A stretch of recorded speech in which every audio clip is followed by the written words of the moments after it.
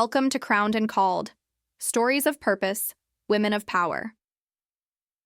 This channel is your space for inspiration, empowerment, and transformation. We share powerful stories of faith, purpose, and resilience, spotlighting women who are boldly walking in their calling and creating real impact. If you're looking for motivation, spiritual growth, or a reminder of your God-given worth, you're exactly where you need to be. Subscribe and join a community where purpose meets power. Your story matters. Here. Third series of 10 powerful women in the Bible story. 3. Esther, the woman who stepped into purpose. She was raised in the shadows, labeled an orphan, a word heavy with loss and silence. Imagine the weight of that title. No mother's arms to hold you, no father's voice to guide you, no family to claim you. It's easy to believe that without a name, without a lineage, your story might never matter. But Esther's life was about to rewrite every expectation. Raised by her cousin Mordecai, Esther grew up in a world that didn't notice her, a world where her future seemed uncertain, undefined, even bleak. There was no royal lineage to boast about, no grand inheritance waiting for her. Instead, she had faith and a heart that quietly waited for something more. Think about what it means to live without the security of family, without a place to call home, especially in a time and culture that placed so much importance on family and lineage. Esther's identity was wrapped up in her status as an orphan, a label that could have limited her forever. But instead, it became the backdrop for a remarkable story of grace and destiny. One day, everything changed. Esther was taken from her life in obscurity and brought into the palace of King Ahasuerus. Along with 100 other young women, she entered a world she had never known, a world of power, wealth, and danger. Imagine being thrust into a palace full of strangers, vying for the favor of a king, where every moment was filled with uncertainty. To the outside eye, Esther was just one more face in the crowd, another contestant in a contest for beauty and favor. She had no guarantee that she would be chosen, no promise that her life would be spared from the twists and turns ahead. But even in that vast sea of faces, something extraordinary was happening. Favor found her. Favor is not about status or titles. It is not something you can force or buy. Favor is divine.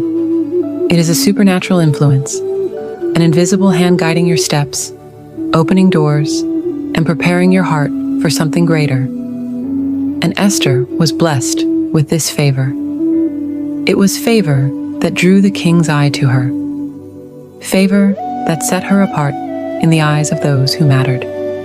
Favor that was not based on power or privilege, but on something deeper, the obedience of a willing heart.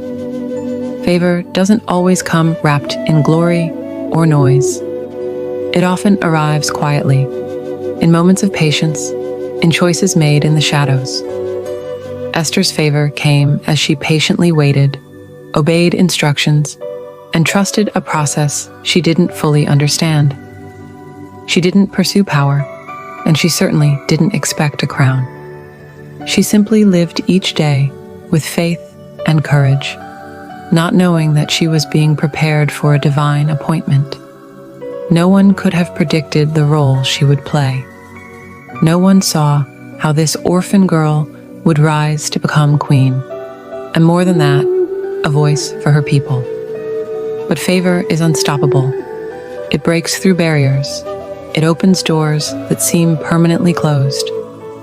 When favor finds you, no one can block what God is about to do. And so, Esther waited.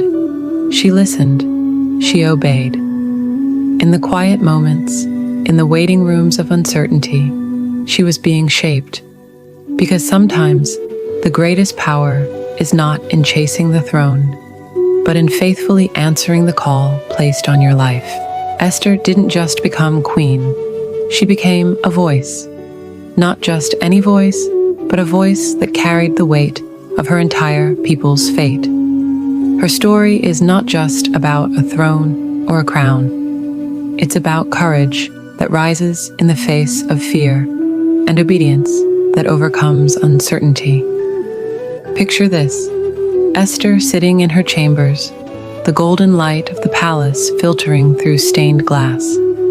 But inside her heart, darkness looms. She has learned of a terrible plot, a decree that threatens to annihilate her people, her own kin. Suddenly, the comfortable life of a queen is overshadowed by an impossible choice. Her people are counting on her. Her silence means death for thousands. Her voice could be the difference between destruction and survival. But there's a catch. Approaching the king without an invitation was punishable by death. One wrong move, one misstep, and Esther's life would be forfeit. Fear must have gripped her tightly. The weight of that decision: stand up and risk everything, or stay silent and allow a tragedy to unfold. It's in this agonizing moment we see true courage. It isn't the absence of fear. It is standing up despite it. She could have said no. She could have stayed safe behind palace walls, hidden behind titles and privileges.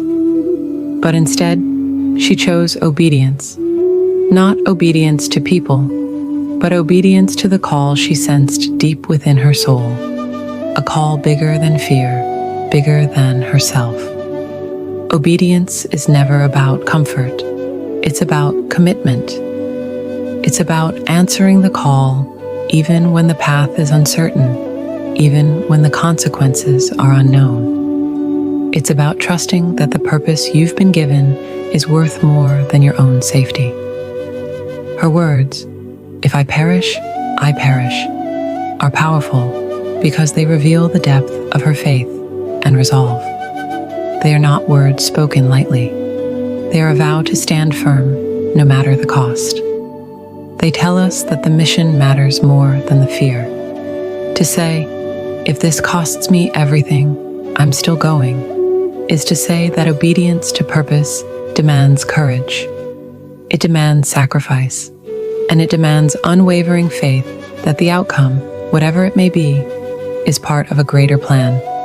Esther's courage was quiet but fierce. She did not shout her bravery from the palace walls.